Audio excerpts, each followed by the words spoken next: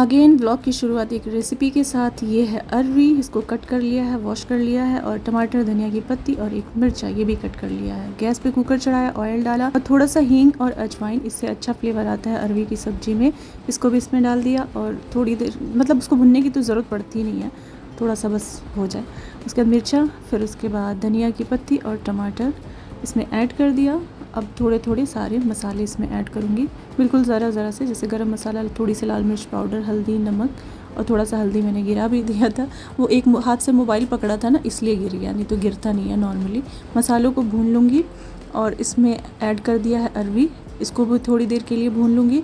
इसमें थोड़ा सा पानी ऐड कर दूँगी और 2 से 4 सीटी दिलवा दूँगी। यहाँ पे आप लोग को दिखा रही हूँ ना कि मेरे नेल्स आजकल इतनी जल्दी टूट जा रहे हैं, पता नहीं क्यों। ऐसे ही इतने बड़े बड़े नेल्स थे मेरे और सारे के सारे ऐसे टूट जा रहे हैं। मेहंदी लगा कर के मैंने अपने नेल्स भी ख़राब कर लिए हैं, लेकिन कोई बात नहीं, आप लोग मत लगाइएगा नेल्स पे मेहंदी।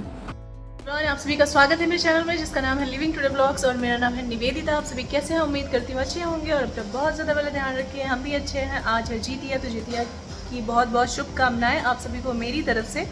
और आप लोग सोचेंगे कि मेरा फास्ट है या नहीं, तो मैं बता दूं कि ये वाला फास्ट अभी मेरा नहीं है। पहली बार मैंने उठाया था यही तीज का व्रत, बिना पानी पिए और बिना उसके, तो मेरी तबीयत उसके दूसरे दिन बहुत ज़्यादा ख़राब हो गई थी। तो अभी सब लोगों ने मना किया कि अभी मत रहो, 1-2 साल बाद रहना। गणेश चौथ जो है वो बोल रहे थे लोग कि रह सकती हो, वो रह लेना। मेरा भी बहुत मन था कि मैं भी एक बच्चे का फास्ट उठाऊं, तो गणेश चौथ में उठाऊंगी। अभी ये वाला जीतिया थोड़ा सा टफ होता है ना, 1-2 साल बाद उठाऊंगी मैं।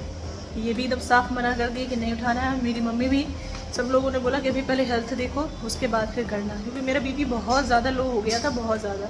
और मैंने आप लोग को बताया था कि मैं 3-3 बार चक्कर खा के गिरी थी। एक बार मुझे तो बहुत भयंकर वाली चोट लगी थी। तो ये भी बोले कि इतना रिस्क लेने की ज़रूरत नहीं है, बट गणेश चौथ जरूर रहूँगी। क्या हुआ बिट्टू, क्या हुआ? इसको यही चाहिए होता है, जब हम लोग नहीं रहते हैं ना तो याद करता है। और देखिए ऐसे बात करता है मेरे से। और आज ये क्या कर रहा है, दिखाओ आप लोग को। फिलहाल मैं दिखाना तो नहीं चाह रही थी, ये भी नहीं चाह रहे थे कि दिखाऊं मैं, फॉर सम रीजंस। लेकिन क्या है ना, मैंने सब कुछ प्रिपरेशन कर दिया था। ये मत सोचिएगा कि ये खाना बना रहा है, मैं ऐसा करने नहीं देती हूँ बिल्कुल। सही बात है। हाँ, मैं बिल्कुल नहीं करने देती। फिलहाल ये मेरा काम है। हाँ, कभी इमरजेंसी है तो कर सकते हैं। तो क्या हुआ ना कि मम्मी ने इनको सिखाया था, तो ये आज देखे हैं ये बोड़ा, तो बोले कि मैं बनाऊंगा, तुम सारी प्रिपरेशन कर दो। तो सब कुछ मैंने कर दिया है, सिर्फ ये हाथ लगाए हैं यहाँ पे। और देखते हैं कि कैसी सब्जी बनती है। देखने में तो लग रहा है कि बहुत टेस्टी बनेगी बिना प्याज लहसुन के। चलिए, लग तो रहा है कि बनाने आ गया। मम्मी ने जो सिखाया है आज वो मैं बनाऊंगा। हाँ चलिए, मम्मी का सिखाया किसी दिन तो काम आया। नहीं, अच्छा है। और कैसा बनता है आप लोगों को भी मैं बताऊंगी कैसा बना है, आके बताऊंगी। अभी मैं वीडियो एडिट कर रही थी तो मेरे माइंड में आया कि तबीयत का मैंने जिक्र किया है। हम डॉक्टर के पास भी गए थे दिखाने के लिए, और साथ साथ घर में काम भी करवा रहे। तो मैं आपको बता दूं कि इतने दिनों से तबीयत बस घर में यही चल रहा था। तो एकदम से जो मूड भी होता है ना, एकदम से डिस्टर्ब हो गया था।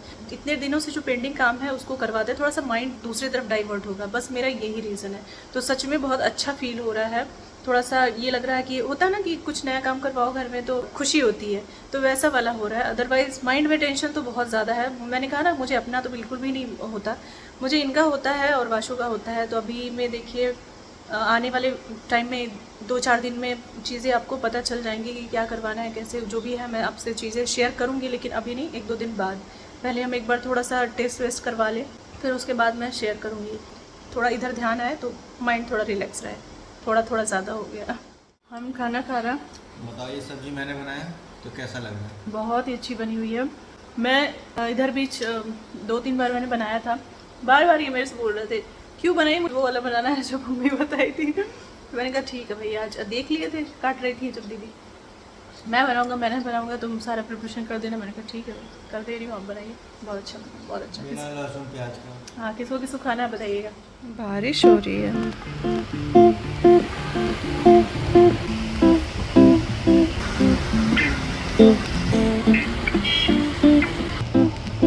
हेलो एवरीवन, अभी इवनिंग का टाइम होने जा रहा है और ये चले गए हुए हैं काम पे। क्या बोलूँ, मेरे समझ में कुछ नहीं आ रहा है। मेरा जैसे माइंड ही काम नहीं कर रहा है। इन्होंने तो मुझे साफ ही मना किया था, कुछ भी नहीं सोचूगी, सब ठीक हो जाएगा, परेशान मत होना। लेकिन नहीं, अब बात ही टेंशन वाली है कि मैं कितना भी सोचूं इनफैक्ट ये मुझे कसम दे के गए थे, क्योंकि उनको पता था कि ये चले जाएंगे तो फिर मैं बैठ के रोऊंगी और डिस्टर्ब रहूँगी, टेंशन लूँगी। मैंने सोचा नहीं था कि मैं आप लोगों से बताऊंगी, लेकिन जब भी मेरे बच्चे को कभी भी प्रॉब्लम हुई है, चाहे इनको भी जब हुई थी, तो आप लोगों से मैंने शेयर किया था और आप सबका आशीर्वाद था कि सब कुछ ठीक हो गया, सब कुछ अच्छे से हो गया। इनके सर में ना बहुत दिन से प्रॉब्लम चल रही थी, मतलब पेन हो रहा था। सीरियसली मैंने सोचा नहीं था कि मैं बताऊंगी। मैं ऐसे भी नहीं बताना चाहती वाईटी पे मुझे क्या क्या प्रॉब्लम्स नहीं हो जाती हैं, लेकिन मैं नहीं बताती हूँ। लेकिन जब बात बच्चे की या फिर इनकी आती है ना, तो मैं नहीं हो पाती। मेरे मन में भी एक चीज़ की लालच होती है। लालच ये होती है कि आप में से इतने सारे लोग हैं, मतलब फैमिली का, आसपास का और भी जो रिलेटिव्स होते हैं उनका आशीर्वाद तो सभी को मिलता है, लेकिन मेरे पास तो वाईटी फैमिली है मेरी, तो जो अपना आशीर्वाद हमेशा ही मुझे देती है। इतने दिनों से इनके सर में दर्द हो रहा था, तो ये मेरे से बोले कि देखो यहाँ पे स्वेलिंग है क्या, यहाँ बीच में एकदम। तो मैंने देखा, तो मैंने कहा हाँ स्वेलिंग तो है। मैं देख के एकदम परेशान हो गई कि ये क्या हो गया, ऐसे क्यों स्वेलिंग है।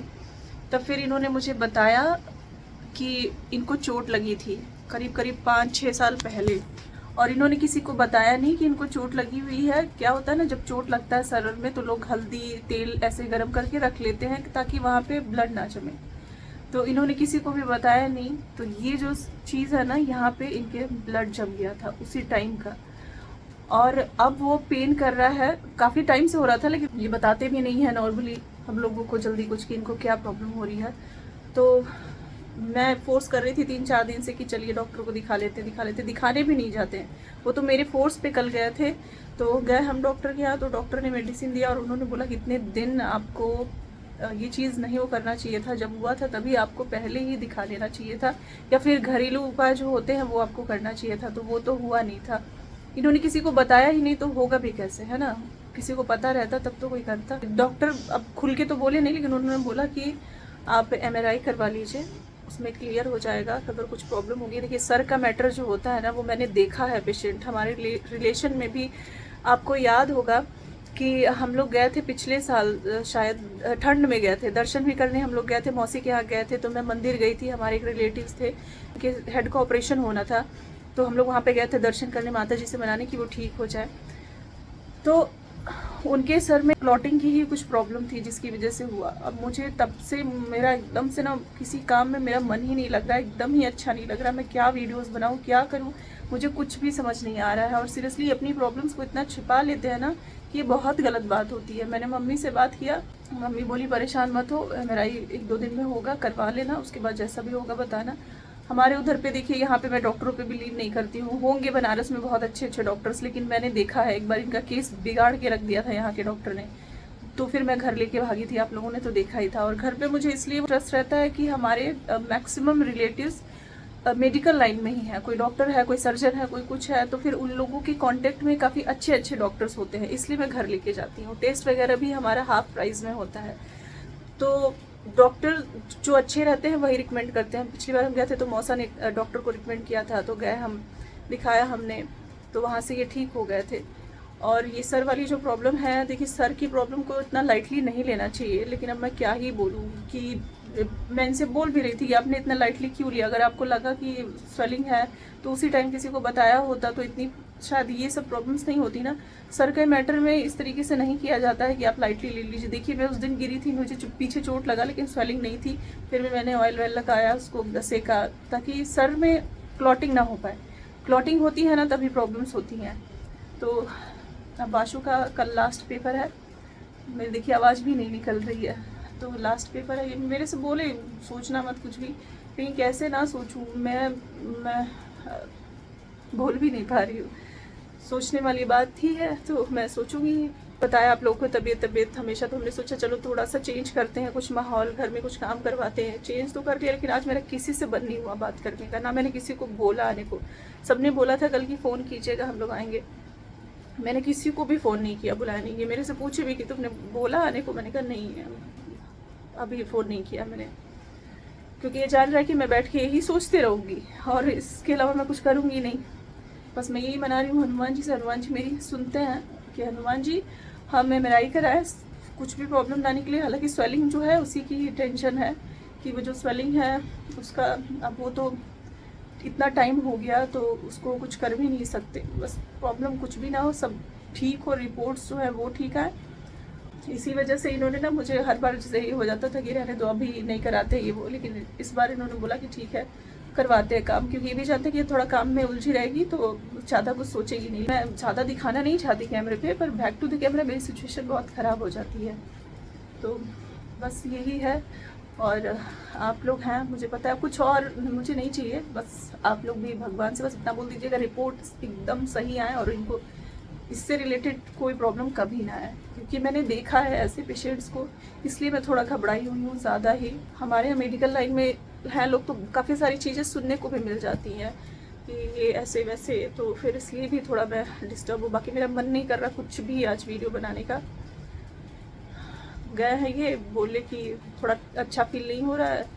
मैंने कहा अगर अच्छा फील नहीं होगा तो आप आ जाइएगा घर, कोई बात नहीं, आपको रेस्ट ज़रूरी है। मम्मी ने वही बोला कि कोई बात नहीं, सबसे ज़रूरी शरीर है, पहले बोलो वो देखें, टेस्ट करवाएं और इस तरीके की लापरवाही ना करें। मेरी मम्मी बहुत परेशान हो जाती हैं अगर सुन लेती हैं कि किसी को भी कोई प्रॉब्लम हो, और ख़ासकर आप लोग को पता ही है, मैंने बताया है कि मेरी मम्मी अब बेटियों से ज़्यादा दामाद लोगों को मानती हैं, तो वो बिल्कुल भी नहीं चाहती किसी को भी कोई प्रॉब्लम हो। जिस दिन ये एडमिट हुए थे ना यहाँ पे हॉस्पिटल में, मम्मी उसी दिन से कह रही थी लेकर के आ जाओ, मैं यहाँ पे दिखा दे, कैसे मैनेज करोगी, पता नहीं कैसे होता है थोड़ा सा कि अपने उधर पे रहते हैं तो हमें ज़्यादा ट्रस्ट रहता है कि हमारे इधर पे डॉक्टर्स अच्छे हैं, और यहाँ पे हम ज़्यादा किसी को जानते नहीं हैं डॉक्टर्स को कि कौन से अच्छे हैं क्या है। मुझे पता है यहाँ पे भी बहुत अच्छे अच्छे हॉस्पिटल्स हैं, मैं ये नहीं बोल रही हूँ, लेकिन वही होता है ना कि आप नोन नहीं है, वहाँ पे हमारे नोन है, तो इसलिए बस रिपोर्ट सही आए और कोई इससे प्रॉब्लम ना हो। बाकी हनुमान जी हैं मेरे साथ, इतना गलत नहीं करेंगे कि रिपोर्ट्स अच्छी ही आएगी। मैं तो हनुमान जी से मना रही हूँ कि हनुमान जी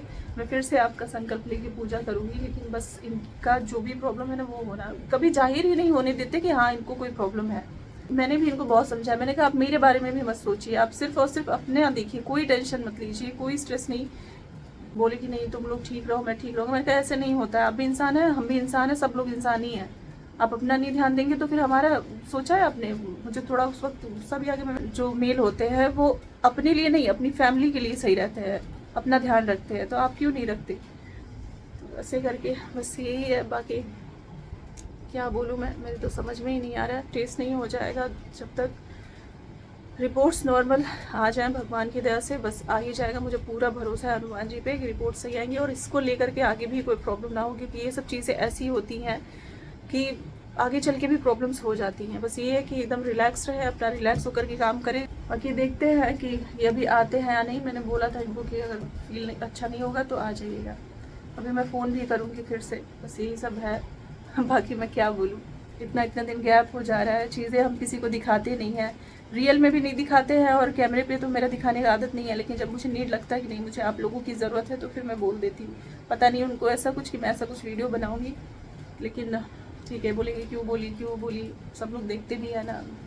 मैंने बोला मैं अपने वाईटी फैमिली के लिए मैंने बोला कि उनको भी पता हो और सबका आशीर्वाद मिलेगी, सब कुछ सही हो। मैं बोल तो रही हूँ लेकिन मैं खुद को फॉलो नहीं करती हूँ, लेकिन मैं अब फॉलो करूँगी। और मैंने इनको भी बोला है कि आप भी बस रिपोर्ट से एक बार सही आ जाए, उसके बाद कोई स्ट्रेस नहीं, कोई टेंशन नहीं, कोई फ़ायदा नहीं है किसी भी चीज़ का टेंशन लेने का। अगर प्रॉब्लम्स भी है ना तो भी ऐसा नहीं है कि टेंशन लेने से ख़त्म हो जाएंगी, बिल्कुल भी ख़त्म नहीं होती हैं, उल्टा वो बढ़ेगी। आप लोग को पता ही है कि टेंशन से कितनी सारी प्रॉब्लम्स हो जाती हैं। तो कोई भी है अपनी लाइफ में खुश रहिए, जो भी प्रॉब्लम्स हो खुश रहिए, बस मैं इतना ही बोलूँगी। और इनका फ़ोन भी आ गया, बहुत लंबी उम्र है इनकी, बात हो गई और अभी मैं रोने भी लगी। मैंने कहा आपने क्यों नहीं किसी से बताया। कह रहे बहादुर होना तो बहादुर, मैं तब तक ही हूँ जब तक आप सही हैं। आपको थोड़ी सी भी प्रॉब्लम हुई तो फिर मैं वहाँ पर नहीं स्ट्रॉन्ग हो पाऊँगी, ये आपको भी अच्छे से पता है। बोला गया समझाने कि देखो यही सब मैं जानता था कि तुम यही सब करोगी, इसीलिए तुमसे मैं कभी कुछ नहीं बोलता हूँ कि मुझे ये प्रॉब्लम है। मैंने कहा आप बोलिए या ना बोलिए, पता नहीं क्यों मुझे अजीब सा ही लग रहा है। क्या प्रॉब्लम है बताइए। कुछ नहीं बेटो आप बताइए।